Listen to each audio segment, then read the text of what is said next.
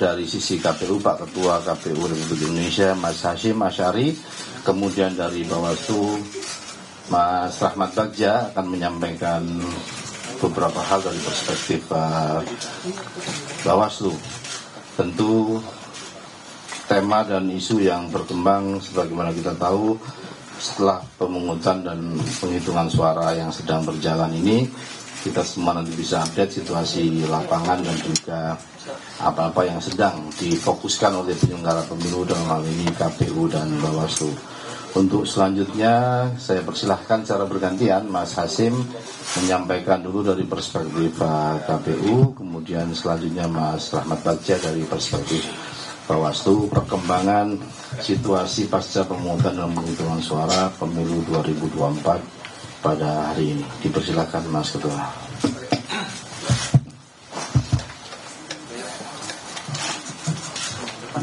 Assalamualaikum warahmatullahi wabarakatuh.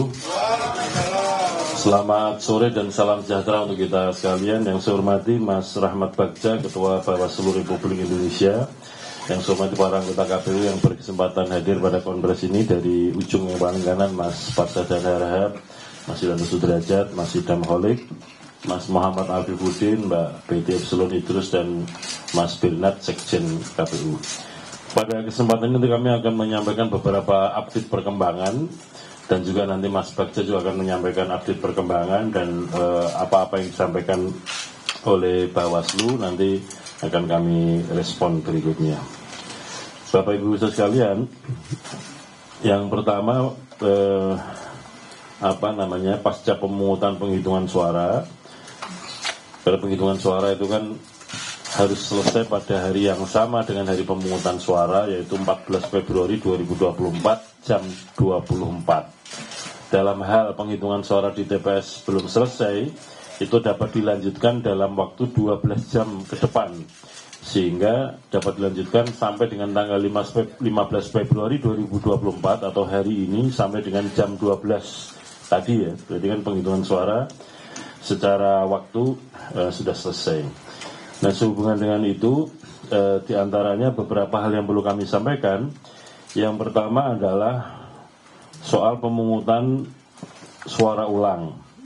Sebagaimana yang kami sampaikan tadi malam, kami masih menghimpun laporan-laporan dari KPU Provinsi, KPU Kabupaten Kota, sehubungan dengan situasi-situasi yang dapat menjadi alasan dilakukannya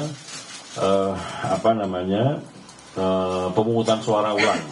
Nanti juga teman-teman Bawaslu melalui Mas Bagja, Ketua Bawaslu, juga akan menyampaikan temuan-temuannya yang nanti akan kami respon, sehingga sama-sama kita klarifikasi atau cross check antara data laporan dari KPU dan juga data temuan dari Bawaslu. Karena pada dasarnya untuk dapat dilakukan pemungutan suara ulang itu mekanismenya adalah rekomendasinya oleh Panwascam ya. Panwascam yang bekerja, ruang lingkupnya ada TPS yang potensial dilakukan pemungutan suara ulang. Kemudian rekomnya Panwascam disampaikan kepada PPK dan PPK melaporkan kepada KPU Kabupaten Kota. Menurut Undang-Undang Pemilu, pemungutan suara ulang itu yang memutuskan perlu atau tidaknya itu adalah KPU Kabupaten Kota. Tentu saja bisa karena penilaiannya sendiri, bisa juga karena rekomnya Bawaslu. Misalkan sebagai contoh ya, ada laporan dari KPU NTB misalkan, proses penghitungan suara begitu calonnya ada yang kalah, caleg ya, kemudian timnya ngamuk dan kemudian merusak situasi yang ada di situ. Itu hanya dokumen-dokumen yang entah surat suara, kemudian formulir menjadi problem, sehingga hal seperti ini juga sangat mungkin dilakukan pemungutan suara ulang. Tapi kalau memang dokumennya ada dan kemudian diakui oleh saksi-saksi yang lain, tentu itu kita anggap sah dan kemudian dilanjutkan dengan rekapitulasi di tingkat kecamatan. Kemudian yang kedua, soal pemungutan penghitungan suara Pemilu 2024 khususnya yang dilaksanakan oleh PPLN, Panitia Pemilihan Luar Negeri Kuala Lumpur.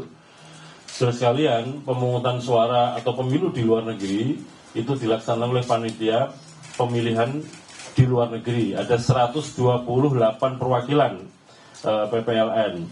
Untuk di Malaysia sendiri itu ada 6 PPLN. Nah, ini yang mendapatkan sorotan adalah Kuala Lumpur, karena memang pemilihnya besar dan berbatasan langsung dengan Indonesia. Nah, teman-teman Bawaslu kemarin sudah menyampaikan hasil temuan dan kajiannya dan kemudian menerbitkan rekomendasi. Nanti detailnya Mas Bagja sebagai Ketua Bawaslu akan menyampaikan dan kami akan respon. Kalau menurut rekomendasi Panwaslu Kuala Lumpur itu direkomendasikan untuk penghitungan suara untuk 2 metode, yaitu kotak suara keliling dan metode pos, itu dihentikan dulu, tidak diikutkan dalam penghitungan suara. Jadi kalau PPLN Kuala Lumpur mulai tanggal 14-15 itu melakukan penghitungan suara, itu yang boleh hanya untuk metode TPS atau TPSLN, TPS luar negeri. Untuk metode pos dan metode KSK dihentikan dulu, tidak diikutkan. Untuk metode KSK sesungguhnya penghitungan suara juga bersamaan dengan metode TPSLN, yaitu 14 dan 15 Februari 2024. Nah, untuk metode pos itu jadwalnya dihitung untuk metode pos 15 sampai 22 Februari. Sekali lagi untuk 2 metode itu dihentikan dulu, tidak diikutkan karena ada temuan-temuan yang sebenarnya KPU sendiri sudah mengetahui ada situasi yang secara prosedural, dan kebetulan apa yang jadi yang diketahui oleh KPU dan juga ditemukan Bawaslu ini sinkron, sehingga kemudian nanti situasinya potensial untuk metode pos dan metode KSK kotak suara keliling khusus di Kuala Lumpur akan dilakukan pemungutan suara ulang. Detail-detail dan kemudian mekanismenya kami di KPU Pusat akan mempersiapkan segala sesuatunya, tentu saja nanti berkoordinasi dengan Bawaslu. Yang ketiga, saudara sekalian, soal penghitungan suara. Jadi di dalam penghitungan suara di TPS kemarin ada di beberapa tempat, sebagaimana yang tadi malam kami sampaikan dan juga teman-teman Bawaslu sampaikan, terdapat surat suara yang tertukar. Nah, dalam situasi ini, yang pertama, dalam hal terdapat surat-suara yang tertukar dengan surat suara dari daerah pemilihan lainnya dan telah tercoblos oleh pemilih, maka sikap kami yang pertama adalah untuk surat suara pemilu anggota DPR, DPRD Provinsi, DPRD Kabupaten Kota dinyatakan sah untuk menjadi atau dihitung sebagai suara partai. Nah, kalau yang kedua, kalau surat suara DPD dari daerah pemilihan provinsi lain dinyatakan tidak sah karena masing-masing provinsi atau masing-masing dapil, nah, calonnya beda-beda. Tapi kalau yang pemilu DPRD kan peserta pemilihnya sama, partai politik. Kemudian peristiwa itu dicatat di dalam formulir berita acara, formulir kejadian khusus untuk menunjukkan bahwa ada situasi yang kemudian ada kejadian khusus di TPS-TPS tersebut. Kemudian yang keempat, pemungutan suara ulang dan lanjutan untuk yang di dalam negeri. Sebagaimana kami sampaikan, ada beberapa hal, setidak-tidaknya 2 yang jadi alasan. Yang pertama karena bencana alam banjir masih tergenang dan juga ada pengerusakan terhadap logistik yang disiapkan untuk pemungutan suara sehingga belum tersedia, atau juga setelah penghitungan suara ada yang ribut di TPS. Nah, ini yang kemudian nanti akan dilakukan ada 2 kemungkinan, apakah pemungutan suara ulang atau pemilu lanjutan. Tentu saja untuk pemilu lanjutan ini bagi yang dokumennya sudah, alat perlengkapan pemungutan suara sudah tersedia, tapi kemarin ada yang terlambat di beberapa tempat seperti saya sampaikan dari malam. Nah, menurut Undang-Undang Pemilu, pemungutan suara ulang itu maksimal dilaksanakan 10 hari setelah hari pemungutan suara. Namun demikian, tentu kami akan mengkaji dan mempertimbangkan situasi lapangan, karena misalkan seperti yang di Demak ini, kalau banjirnya belum surut melampaui 10 hari kan juga belum tentu bisa dilakukan dalam durasi 10 hari. Tentu situasi ini juga oleh teman-teman KPU Kabupaten Kota yang punya kewenangan untuk menetapkan pemungutan suara lanjutan itu akan dibuatkan catatan dalam berita acara kejadian khusus. Yang terakhir, saudara sekalian, soal Sirekap ya. Banyak sekali kiriman-kiriman baik melalui WA kepada kami maupun unggahan-unggahan di media sosial tentang, terutama ya, teman-teman juga pasti mengikuti perkembangannya, ada perbedaan antara formulir C hasil ukuran kuarto yang diunggah, saya ulangi, kan yang diunggah itu formulir C hasil yang ukuran plano, hasil foto Sirekap. Jadi di TPS itu ada yang ukurannya plano yang besar, itulah yang difoto oleh anggota KPPS menggunakan fungsi foto di dalam aplikasi Sirekap. Itu yang diunggah. Kemudian menggunakan sistem di dalam Sirekap, ada sistem untuk konversi yang membaca membaca formulir tersebut, dan kemudian secara otomatis akan muncul angka hitungannya. Nah, di situ ada problem ya. Nah, oleh karena itu kami di KPU Pusat melalui sistem yang ada itu termonitor daerah mana saja yang antara unggahan formulir C hasilnya dengan yang konversinya salah, itu termonitor.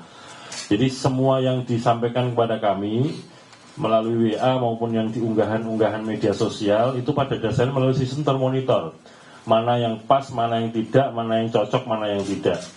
Dalam situasi ini kan bukan soal sementara ini yang kami ketahui atau yang kami dapatkan laporan itu adalah, atau juga respon dari teman-teman jurnalis kepada kami, itu adalah formulir yang diunggah itu nampaknya kan dari segi penjumlahan atau penghitungannya belum ada laporan yang salah. Yang salah atau tidak tepat itu kan antara yang diunggah dengan yang dikonversi menjadi angka hitungannya itu. Nah, oleh karena itu kami sudah mengetahui, dan tentu saja untuk yang penghitungan atau konversi dari yang formulir ke angka-angka penghitungan akan kami koreksi sesegera mungkin. Pada dasarnya begini saudara sekalian, patut kita syukuri bahwa Sirekap ini bisa bekerja. Apa indikatornya? Karena publik kemudian bisa melaporkan kepada KPU. Kalau Sirekap nggak bekerja kan nggak mungkin ada orang bisa lapor, bisa mengetahui. Teman-teman bisa mengetahui bahwa publikasi formulir C hasil yang diunggah dengan konversinya salah itu gara-gara bisa mengakses Sirekap kan. Oleh karena itu patut kita syukuri ada Sirekap yang bisa mengunggah itu, dan kemudian hasil penghitungan di TPS bisa diketahui oleh publik. Jadi nggak ada yang sembunyi-sembunyi, nggak ada yang diam-diam, tapi semuanya kita publikasikan apa adanya. Sehingga katakanlah misalkan ada formulir C hasil plano yang diunggah, ada yang salah hitung atau salah tulis, nanti juga akan kita koreksi. Nah, koreksinya kalau untuk yang formulir ya, kalau ada yang salah hitung atau salah jumlah atau salah tulis, itu nanti akan dikoreksi melalui mekanisme rekapitulasi di tingkat kecamatan.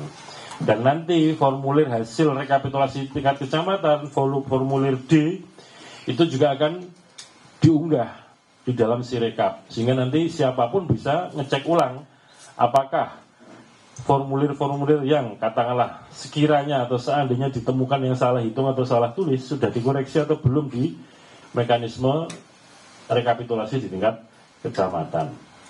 Namun demikian untuk yang katakanlah sebagai sistem tidak tepat ketika membaca formulir kemudian dikonversi menjadi perolehan suara, itu tentu kami akan segera lakukan koreksi. Tapi publikasi formulir C hasil akan kita lanjutkan terus supaya apa? Publik mengetahui terus menerus sampai batas akhir, dalam arti formulir C hasil yang ukurannya plano itu bisa diunggah semua dan diketahui oleh semua pihak. Jadi teman-teman jurnalis, para pemilih, para peserta pemilu bisa mengakses itu melalui link website yang kita siapkan, bisa dibaca di tingkat TPS dan kemudian bisa di-download, sehingga boleh dikatakan ya alhamdulillah patut kita syukuri Sirekap berjalan. Sekali lagi, kalau tidak ada Sirekap tentu situasinya gelap, tidak bisa kita ketahui perolehan suara sesungguhnya berapa yang kemudian ditulis di dalam formulir dan kemudian diunggah ke Sirekap. Bahwa ada kelemahan-kelemahan tentu kami akan segera koreksi, dan kami mohon maaf kalau hasil pembacaannya kurang sempurna dan menimbulkan publikasi hitungan maksudnya konversi dari formulir ke hitungan belum sesuai. Sekali lagi pada intinya kami ini di KPU masih manusia-manusia biasa yang sangat mungkin salah, tapi kami pastikan kalau yang salah-salah pasti akan dikoreksi. Yang paling penting KPU ini nggak boleh bohong dan harus ngomong jujur, itu aja yang paling penting. Dan sekali lagi siapapun teman-teman jurnalis, pemilih, masyarakat luas komplain soal ini karena apa? Sekali lagi karena bisa membaca Sirekap, bisa mengakses Sirekap. Kalau tidak ada Sirekap, ya nggak mungkin bisa tahu publikasi formulir-formulir di tingkat TPS tersebut. Setidak-tidaknya sampai dengan sekarang